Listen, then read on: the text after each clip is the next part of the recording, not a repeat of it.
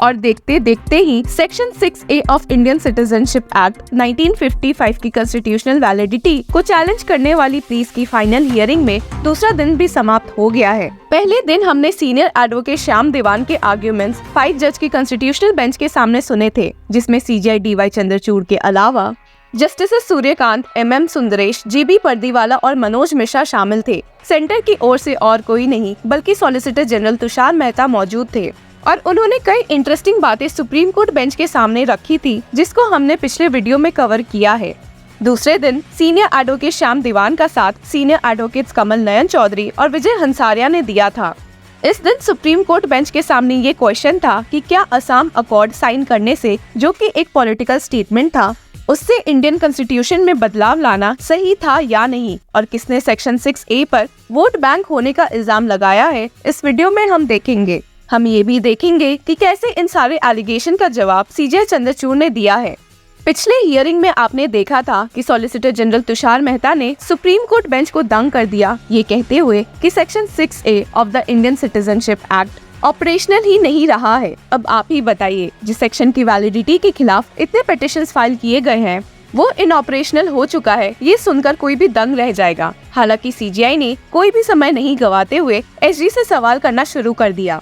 Has section 6A now come to an end completely? Can someone make an application today and say give me the benefit of section 6A? Or has that period come to an end on July 16, 2013?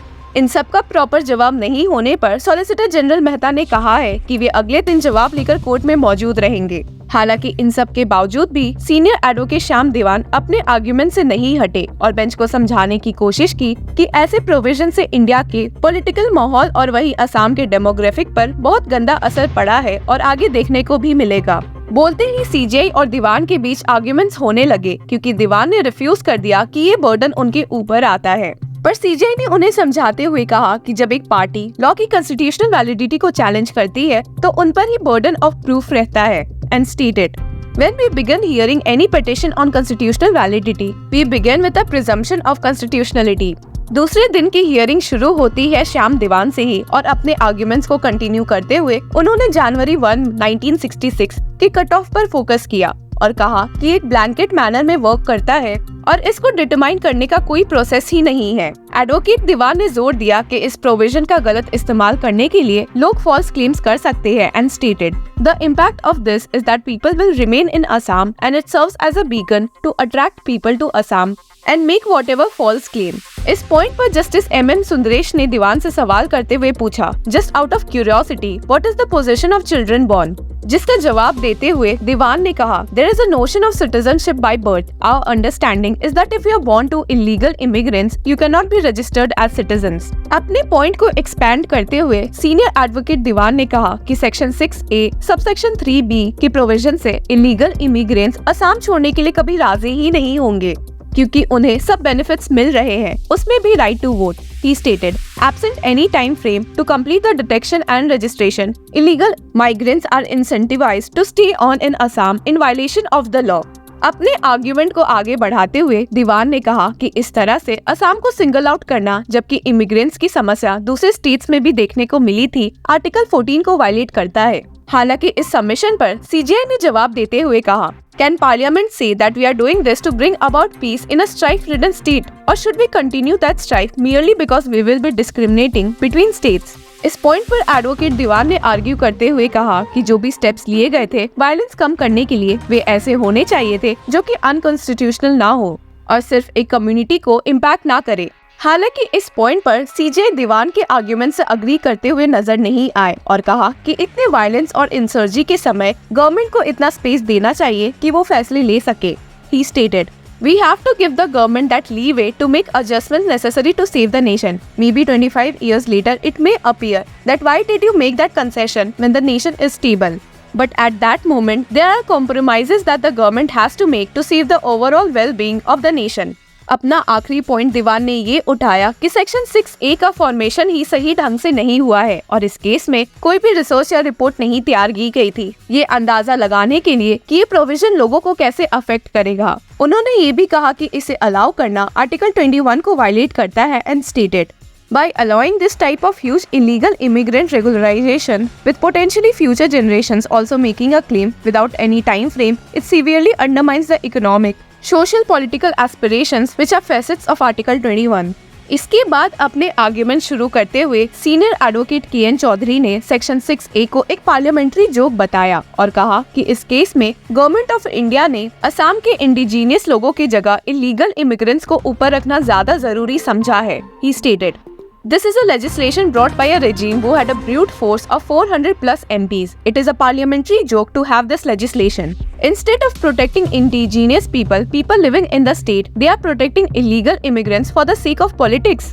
उन्होंने इस बात पर भी जोर दिया कि government of India को 1950 act को ही फॉलो करते रहना चाहिए था और न कि उसमें अमेंडमेंट करने चाहिए थे. सेक्शन 6A को वोट बैंक बताते हुए उस समय की सरकार को टारगेट किया गया है. अपने आर्ग्यूमेंट को बढ़ाते हुए एडवोकेट चौधरी ने इस बात पर भी जोर दी कि क्योंकि असम अकॉर्ड एक पॉलिटिकल स्टेटमेंट था तो उसके बेसिस पर अमेंडमेंट्स नहीं करने चाहिए थे. And stated, "There is no parliamentary enactment ratifying that agreement as required under Article 253 of the Constitution. Section 6A violated both Part 2 and Part 3 of the Constitution, including Article 13."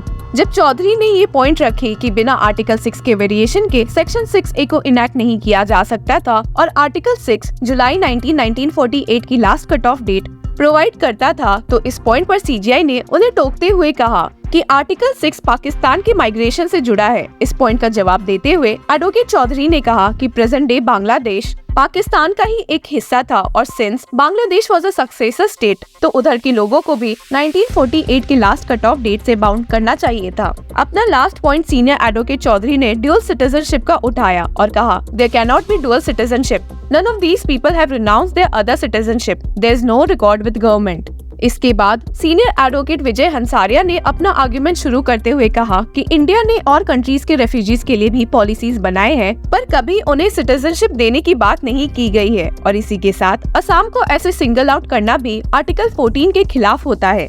He stated, "India had refugee policies for Tibetans, Chakmas, Rohingyas and Tamils, but did not confer citizenship in this manner to any of the said refugee." हालांकि CJI ने इस point को counter करते हुए कहा कि article 6 of the Indian constitution Pakistan से flee किए हुए लोगों को सिटीजनशिप देता है बट कुछ कंडीशंस के साथ, और ऐसे में ये कहा नहीं जा सकता कि पार्लियामेंट और लोगों को सिटीजनशिप नहीं दे सकता. He stated, "We can't look at constitutional provisions in the abstract. The last thing we can say is that they were conferring citizenship to citizens of Pakistan. Parliament was looking at the whole human sufferings." हालांकि इस point पर हंसारी ने supreme court bench को समझाने की कोशिश की कि जो लोग पाकिस्तान या बांग्लादेश से फ्ली कर आ रहे हैं उन्होंने एक ऐसे कॉन्स्टिट्यूशन की ओथ ली हुई है जो अल्लाह को फाइनल आर्बिट्रर मानता है और इंडिया के सेक्युलर होने के बाद भी हमारे यहाँ ऐसा नहीं होता है. He stated, "If a person is bound by the preamble of his parent constitution, which says that Allah has sovereignty over the entire universe, can such a person who is subscribing to that oath become an Indian citizen without subscribing to Indian oath of allegiance?" हालांकि CJI ने कहा कि जो लोग अपने country को ऐसे छोड़ के आए हैं वो शायद ऐसे ओथ को फॉलो करने में हिचकिचाएंगे. इसके बावजूद भी एडवोकेट हंसारी ने कहा कि रेफ्यूजीज को बेसिक राइट्स मिलने चाहिए, उसमें कोई शक नहीं है, बट राइट टू सिटीजनशिप नहीं मिलना चाहिए. और अपने आर्ग्यूमेंट्स को एंड करते हुए ही stated, "As an internationally recognized, a policy of free immigration and a welfare state cannot simultaneously coexist." इसी के साथ इस हियरिंग की डे 2 भी समाप्त हो चुकी है. डे 3 में अब रिस्पोंडेंट्स की बारी होगी अपने आर्ग्यूमेंट्स पेश करने के लिए और देखते हैं कि सेंट्रल गवर्नमेंट इस मामले में क्या पॉइंट सुप्रीम कोर्ट बेंच के सामने रखती है. इस न्यूज सेगमेंट से जुड़े रहने के लिए कीप फॉलोइंग लॉ चक्रा.